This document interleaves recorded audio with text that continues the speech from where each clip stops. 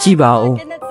ဒါကတော့အရက်9ပေလေးလက်မသာရှိပြီးကိုလေးချိန်ပေါင်ကိုရကြော်အထိရှိနေတဲ့ Margaret ပဲဖြစ်ပါတယ်ဒီလောက်ကြီးမားတဲ့ကိုလေးချိန်ကြောင့် Margaret အတွက်လှုပ်ရှားသွားလာဖို့ဆိုတာအလုံးမဲ့ခက်ခဲလာပါတယ်သူမဟာမတက်ရက်ဖို့တောင်မနေကြိုးစားနေရပြီးလမ်းထဲငယ်လျှောက်ယုံနဲ့တင်အသက်ရှူကျက်လာတတ်ပါတယ်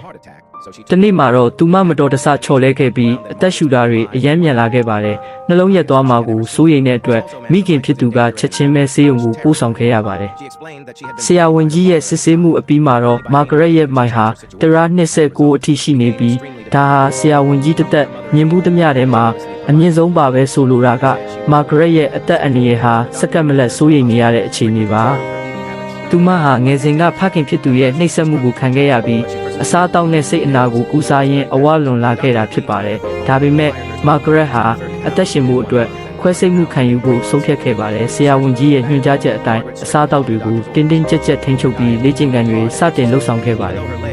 ခြေထောက်တွေနာကျင်ရောင်ကိုင်းနေပေမဲ့လည်း Margaret ဟာလက်မလျှော့ပဲဆက်လက်ကြိုးစားခဲ့ပါတယ်ဆရာဝန်ကြီးကခွဲစိတ်မှုမပြုလုပ်ခင်ရက်ပိုင်းအတွင်းပေါင်30နဲ့နောက်ထပ်3လအတွင်းပေါင်100ကျဆင်းဖို့ရည်မှန်းချက်ပေးခဲ့ပါတယ်3လအကြာစစ်ချက်ပြန်လည်ခံယူတဲ့အခါမှာတော့အန်ဩစရာကောင်းလောက်အောင် Margaret ဟာ632ပေါင်ထိကျဆင်းသွားခဲ့ပါတယ်သူမပေါင်100တိအောင်မြင်စွာရှော့ချနိုင်ခဲ့တာကြောင့်ပျော်ရွှင်တဲ့မျက်ရည်တွေနဲ့အတူဆရာဝန်ကြီးကလည်းခွဲစိတ်ကူတာခွင့်ပြုလိုက်ပါပြီ